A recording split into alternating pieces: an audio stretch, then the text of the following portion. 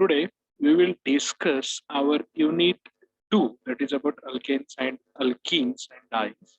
All these topics are discussed here. In alkenes and alkenes, हमने जो पढ़ाई करनी है वो है अल्केन्स क्या होते हैं, उनका नॉमेनक्लेचर, उनका सिंथेसिस, उनके रिएक्शंस, उसी तरह से अल्केन्स और डाइन्स। ओके, तो let's start with the alkane. तो हम शुरू करते हैं अल्केन के साथ। तो अल्केन क्या है? अल्केन्स आर द सिंपलेस्ट, सबसे सिंपल वाले ऑर्गेनिक। अल्केन्स यानी स्टार्टिंग ऑफ हाइड्रोकार्बन्स भी आप बोल सकते हैं। सिंपलेस्ट ऑर्गेनिक कंपाउंड के स्टार्टिंग कंपाउंड्स या सिंपलेस्ट क्लास ऑफ कंपाउंड्स। ये बने होते हैं कार्बन हाइड्रोजन एटम्स, सिर्फ कार्बन और हाइड्रोजन होता है, और content two types of bond. इसमें सिर्फ दो टाइप्स के बॉन्ड, एक तो कार्बन कार्बन और दूसरा कार्बन और हाइड्रोजन। और इसमें कोई भी फंक्शनल ग्रुप नहीं होता है, they themselves act as a function. Okay, इनमें कोई भी फंक्शनल ग्रुप नहीं। Alkanes form a homologous series with a general formula CnH2n+। Alkanes एक सीरीज बनाते हैं, होमोलॉगस सीरीज, जिसमें कि एक एक एक एटम ऐड होते जाए, जिसका जनरल फॉर्मूला है CnH2n+2, जिसमें n यानी कोई भी इंटीजर नंबर होता है, starting n is equal to 1, n is equal to 2, n is equal to 3। इस तरह से हम लेंगे। जब आप n इज इक्वल टू 1 लेंगे तो उसका कैलकुलेशन आएगा CH4। देख लीजिए, कार्बन 1 C1 H2n यानी 2 प्लस 2 यानी 4 CH4, ये हो गया मीथेन। उसी तरह से इथेन, प्रोपेन, ब्यूटेन, इस तरह से सब। अल्केन्स को सैचुरेटेड हाइड्रोकार्बन्स भी कहा जाता है। Okay, alkanes are also called as saturated hydrocarbons. These hydrocarbons are relatively unreactive under or ordinary laboratory condition.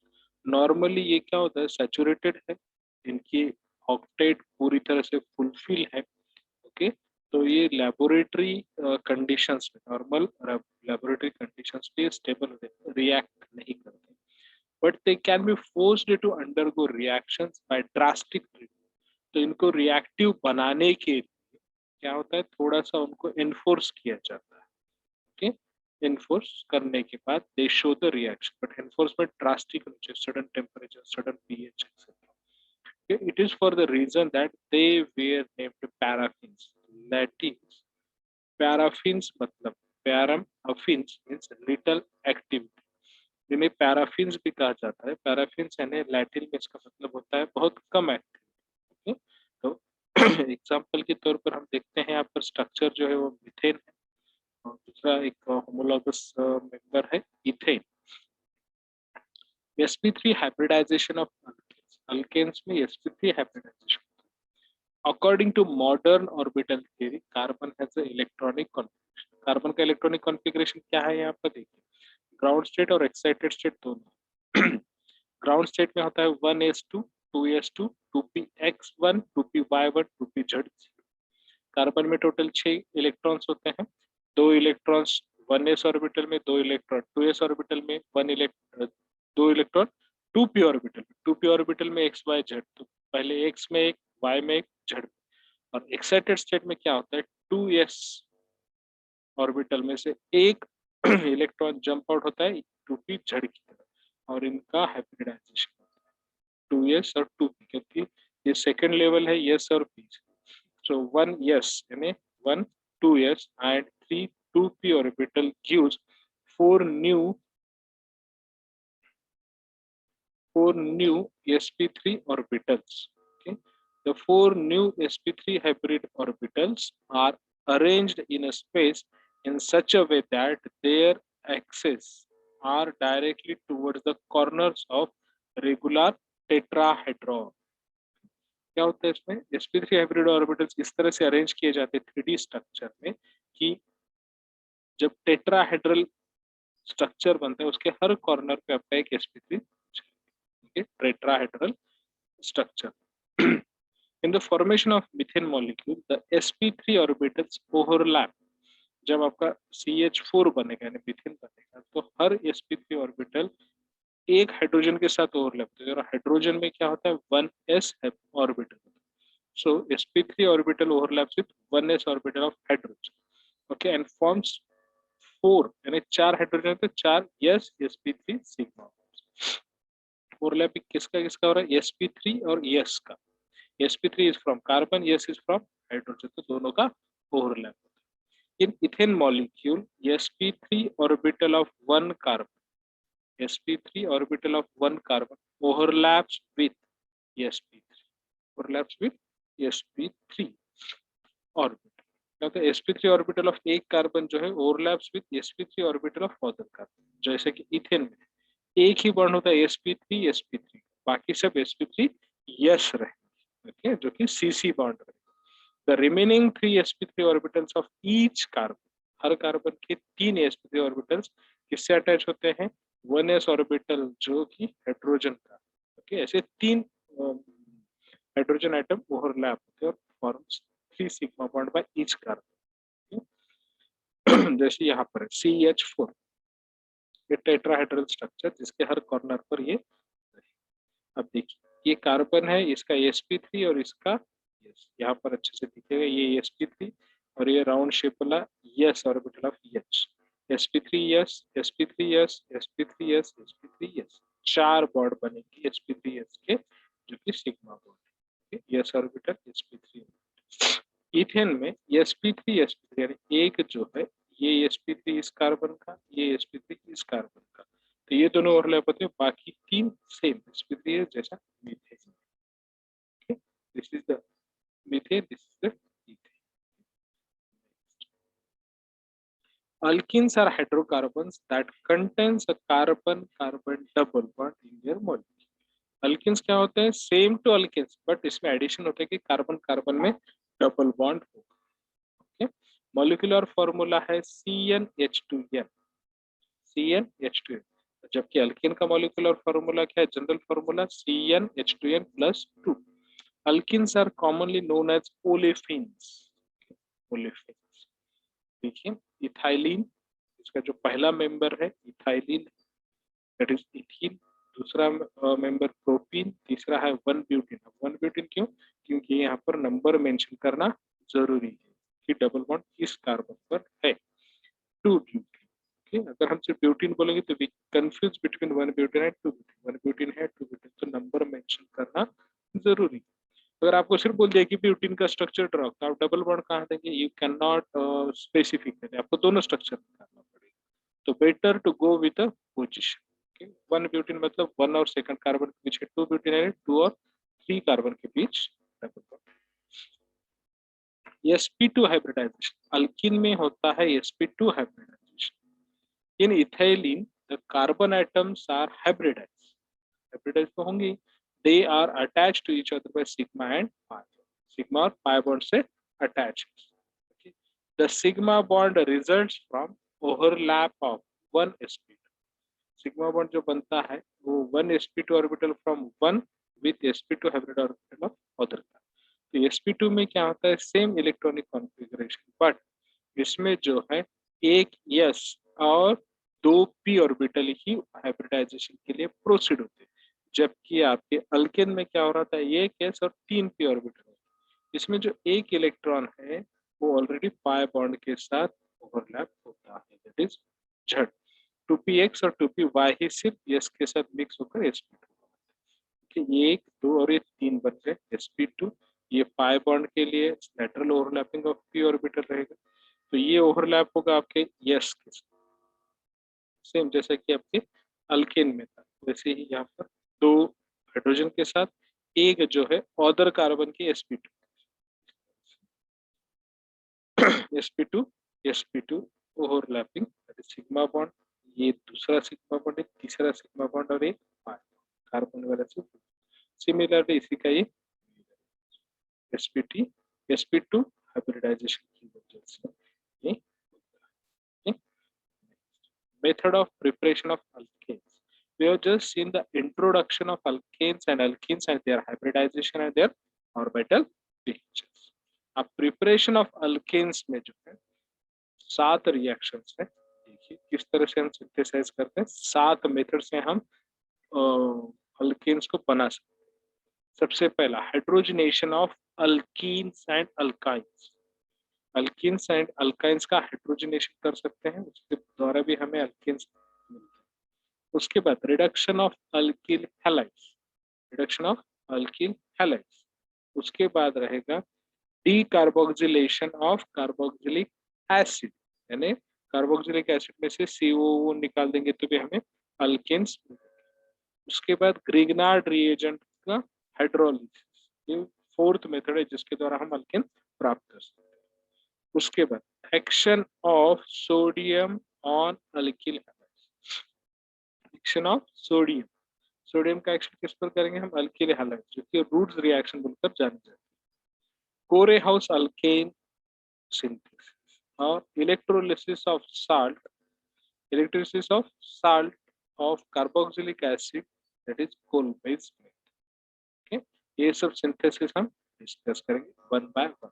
सबसे पहले हम डिस्कस करते हैं hydrogenation of alkene and alkyne.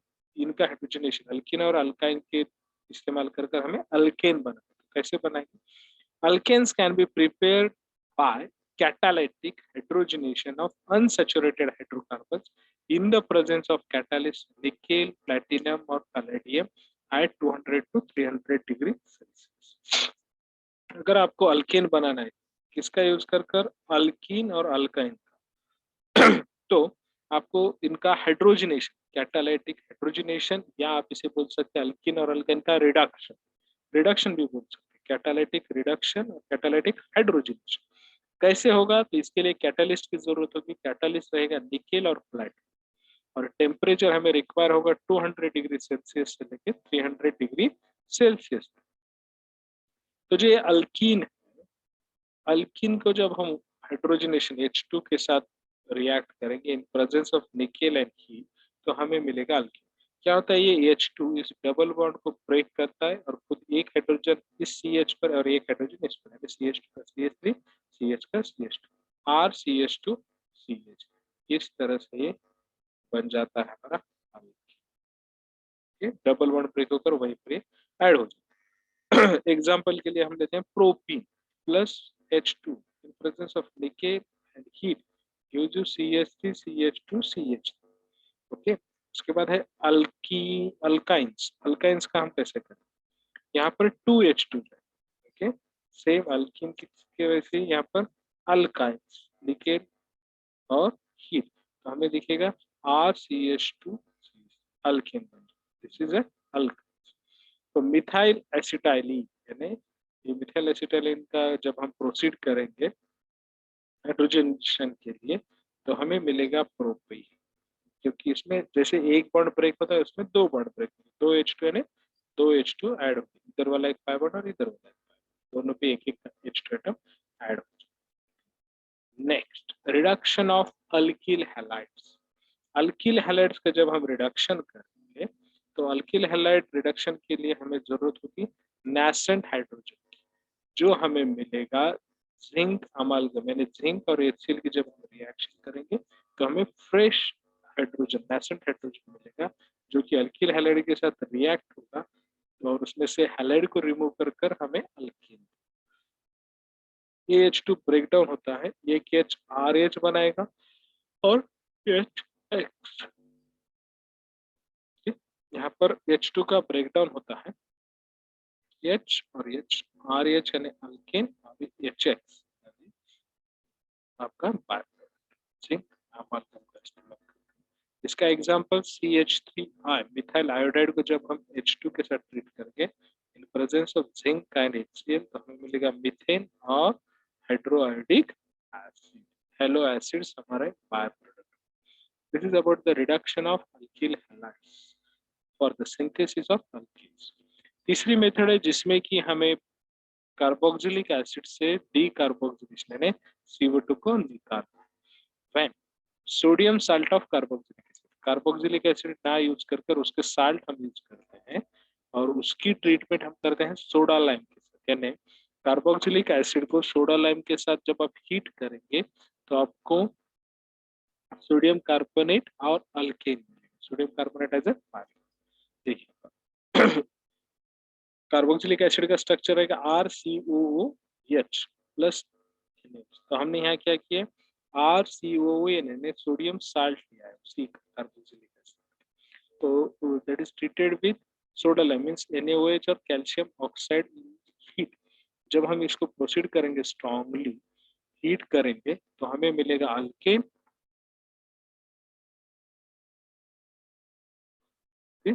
Na2CO3 और ये जाएगा Na2Na2CO3 सोडियम।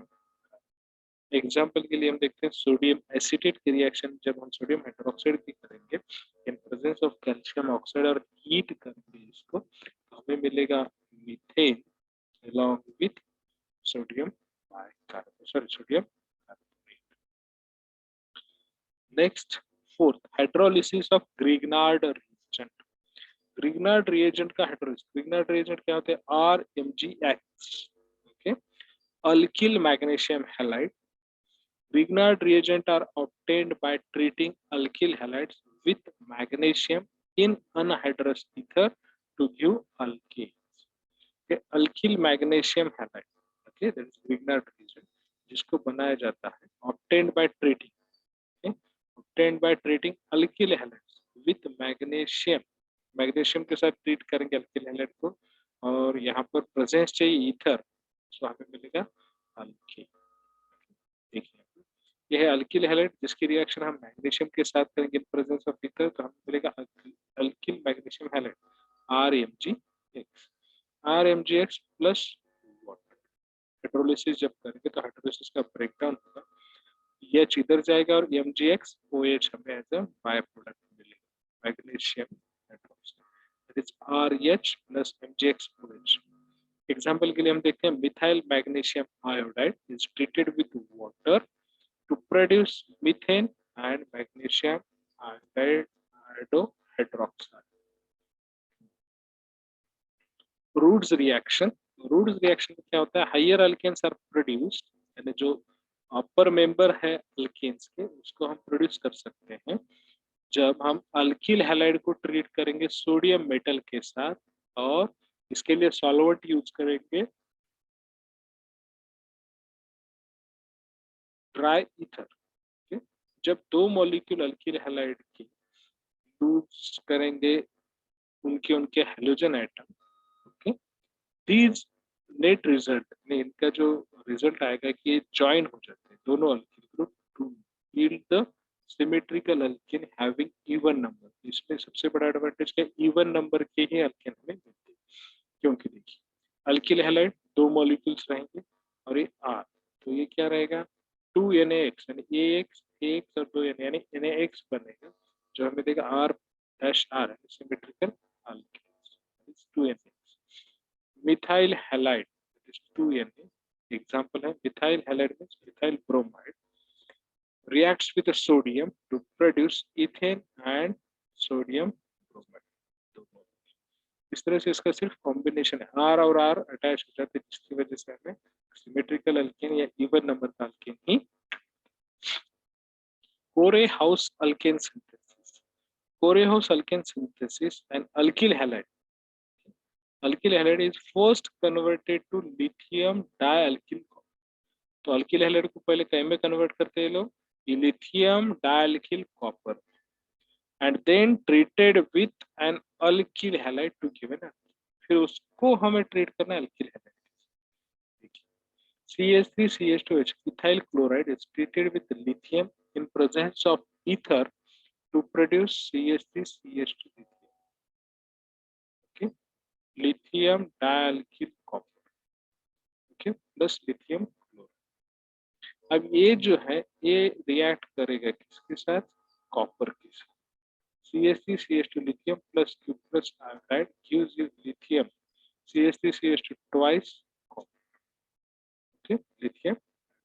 फिर ये जो लिथियम डायल्किल कॉपर है ये रिएक्ट करेगा आपका रिएक्टेंट जो है इथाइल क्लोराइड को, so it will give you the product that is butane higher alkanes, okay, leaving the ethyl copperate and lithium chloride as a byproduct।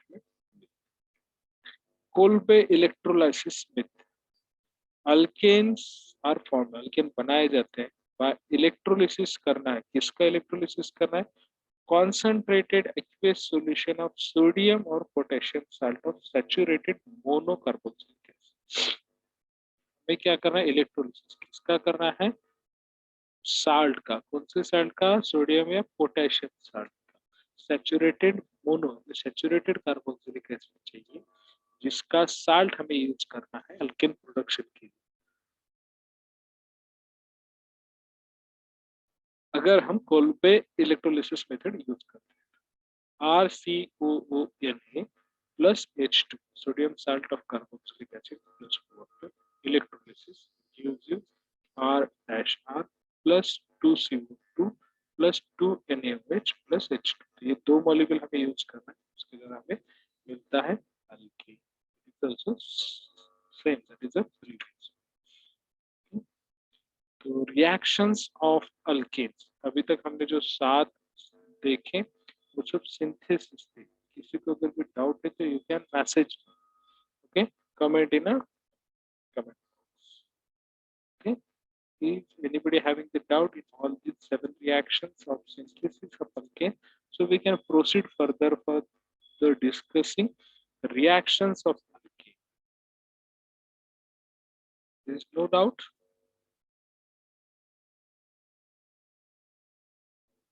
Let us move forward towards the reactions. Just a minute, one question is there.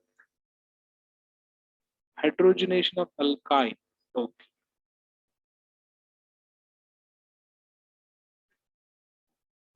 Reactions of alkanes में हम देखेंगे पहले तो substitution reaction, जिसमें हम study करेंगे halogenation, nitration और sulphonation.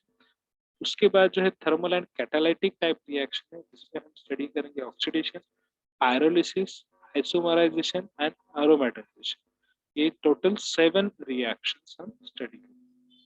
तो सबसे पहले हेलोजिनेशन। हेलोजिनेशन में क्या होता है? ये सब्स्टिट्यूशन में कि वो जो हमारे अल्केन है उसमें से एक हाइड्रोजन रिप्लेस होगा किसी भी अदर एटम या ग्रुप ऑफ एटम्स, जिसे हम कहते हैं substitution reaction. It involves halogenation involves substitution of H atoms of alkanes by as many halogen atoms as, that is, यानी जिसके साथ भी रिप्लेस करना है उसके साथ हम एक हाइड्रोजन को रिप्लेस करेंगे। दैट इज बाय क्लोरीन से अगर करेंगे तो उसे क्लोरीनेशन कहेंगे, ब्रोमीन से अगर रिप्लेस करते हैं तो ब्रोमिनेशन कहेंगे, फिर आयोडीन से हम रिप्लेस करते हैं तो आयोडीनेशन कहेंगे, या फ्लोरीन से हम रिप्लेस करते हैं तो fluorination. Methane reacts with the chlorine in presence of UV light or at a high temperature. UV light या high temperature, that is 300 degrees Celsius, तो क्या मिलेगा? मिथाइल क्लोराइड और क्लोरोमीथेन एंड हाइड्रोजन। जब आप किसी भी अल्केन को हेलो एसिड के साथ, हेलोजन के साथ ट्रीट करें, आपको एक यूवी लाइट अरेंज करनी पड़ेगी या फिर हीट ऐसी अरेंज करनी पड़ेगी कि उस रिएक्शन का टेम्परेचर 300 डिग्री सेल्सियस। उसके बाद हमें प्रोडक्ट मिलता है CH3Cl plus chain initiation step इसमें होगी। ये फ्री रेडिकल मैकेनिज्म से काम करते हैं। तो सबसे पहले क्लोरीन जो होगा that is broken down into chlorine free radical. उसके बाद क्लोरीन फ्री रेडिकल अटैक करेगा आपके CH4 पर, जिसमें से एक हाइड्रोजन को एब्स्ट्रैक्ट करेगा और CH3 को भी फ्री रेडिकल बना। ओके, उसके बाद चेन टर्मिनेशन स्टेप है लास्ट स्टेप, जिसमें कि आखिरी मॉलिक्यूल जब बचता है CH3 का, that reacts with a plain chlorine to produce CH3C, methyl chloride. Nitration reaction.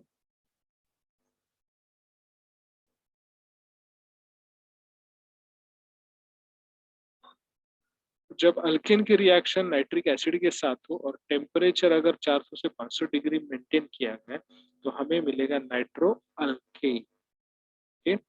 RH, this is the alkane जिसकी रिएक्शन हम नाइट्रिक एसिड में HNO2, जिसको हम थोड़ा सा इस तरह से लिख रहे हैं कि आप इजीली समझ में।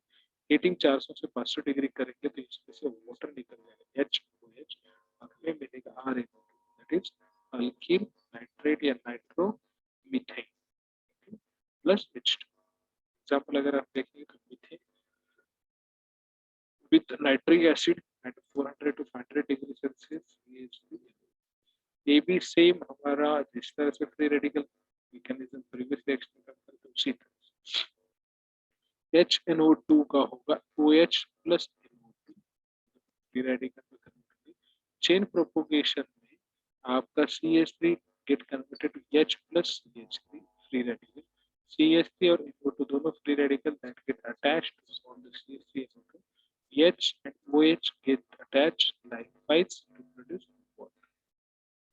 These are three or four steps which are involved in this reaction. Right. Next, that is sulfonation. This involves the substitution of hydrogen atom of alkane with SO3H. This involves the substitution. Substitution किसका? Hydrogen atom. कहाँ पर? Alkane. When prolonged reaction of alkane with fuming sulfuric acid to give alkane sulfonic acid. Alkane RH, fuming sulfuric acid, that is HSO3H, HSO3, SO4H. उसका हमने arrangement इस तरह से किया OH plus SO3H, fuming sulfuric acid, इसमें से H और OH के रिएक्शन होंगे तो they will remove as a water and remaining parts of the structure become the alkane sulfonic acid. Alkane sulfonic acid. Combustion या oxidation. Combustion of alkane gives carbon dioxide and water. जब alkane का combustion होगा तो carbon dioxide या water ही मिलेगा. Thus, general equation for the combustion of hydrogen is as follows: CXHY CnH2n plus 2 के versus CXHY plus within the bracket x plus y divided by 4 bracket close इनका structure. उसके बाद XCO2 half CO2 plus 1.5 year H2O plus byproduct. Example देखना चाहिए हम देख सकते हैं pentane C5H12, this is the alkene that reacts with X plus Y, equation of constitution. तो इसका जो प्रोडक्ट मिलेगा हमें तो ये 5CO2 plus 2 1.5 H2 plus delta H, जिसमें इन्फेक्शन या बोल सकते हैं कि रिएक्शन कैसे होगी, तो रिएक्शन इस तरह से होगी. Delta H becomes 845.2 kilo calorie पर मोल, इतनी एनर्जी इसको रिक्वायर. पायरोलिसिस क्रैकिंग भी इसे बोला जाता है. The decomposition of a compound by heat is called pyrolysis. The decomposition of compound by heat is called pyrolysis. This process, when applied to alkane, is known as cracking. Compound का decomposition होता है जब हम उसे heat करते हैं और उसी प्रोसेस पे इसमें क्रैकिंग या पायरोलिसिस कहा जाता है. Larger alkanes are broken into a mixture of lower molecular alkanes, alkene and hydrogen. Ethane,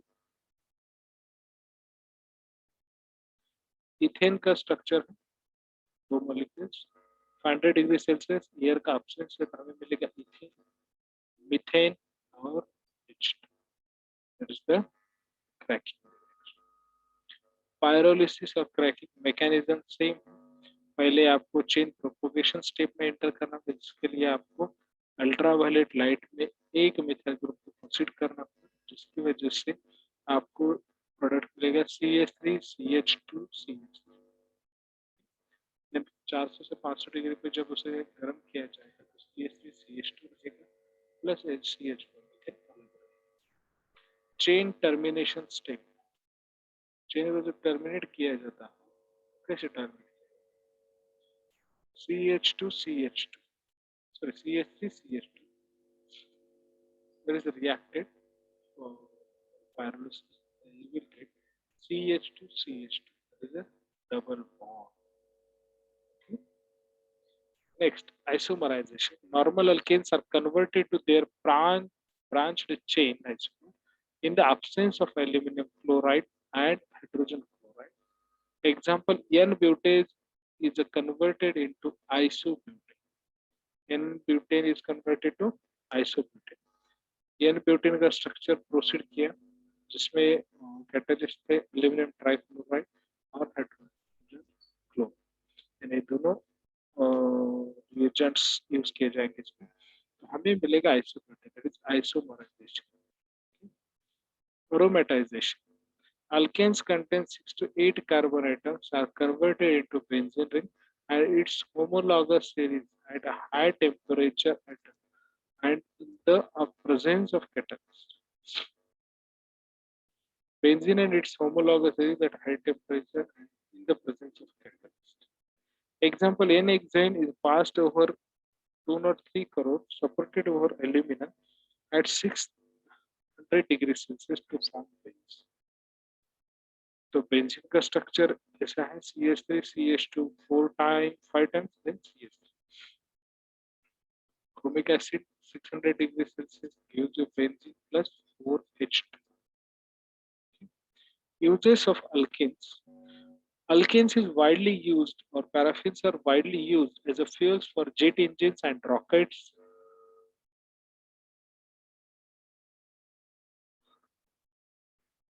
As a fuel for a fuel component of diesel and tractor engines. Paraffin is the most widely used heating oil in the home center. Nothing. Heating oil in a home central heating system. In the UK, it is still used in less developed countries as the same main fuel for cooking. Liquid paraffin can be used as a lubricating agent for the machine. It is recommended that only to treat dry skin. Commonly ऐसा किया जाता है कि skin को जो भी तकलीफ उसको ट्रीट किया जाता है. ओके, उसके बाद उसमें कॉन्स्टिपेशन और रिकैजमेंट क्रिएट हो सकता है. Paraffin wax is also used as a water harvesting soil treatment to supply water run off water, जो कि ओके बेसिन से जाएगा extra mega run of water to dry areas as an adhesive and as a waterproofing agent. इन सब में इसको use किया जाता है. पैराफिन कहाँ कहाँ यूज किया जाता है? जेट इंजन में, रॉकेट में एज अ फ्यूल. उसके बाद उसको हम यूज करते हैं heating oil, central heating system जो होते हैं उसके लिए. इसको एज ए लुब्रिकेशन भी यूज किया जाता है हमारे मशीनरीज में. इसको ड्राई स्किन, कॉन्स्टिपेशन और इकेज में भी हम अल्केन्स को यूज कर सकते हैं. Paraffin wax is also used as a water harvesting soil treatment to supply runoff water to dry areas. यानी पैराफिन वैक्स का भी यूज किया जाता है एग्रीकल्चर में और बहुत सारी जगह पर, और इसको as a waterproofing agent भी यूज किया जाता है. Okay, तो let us discuss the question and answers.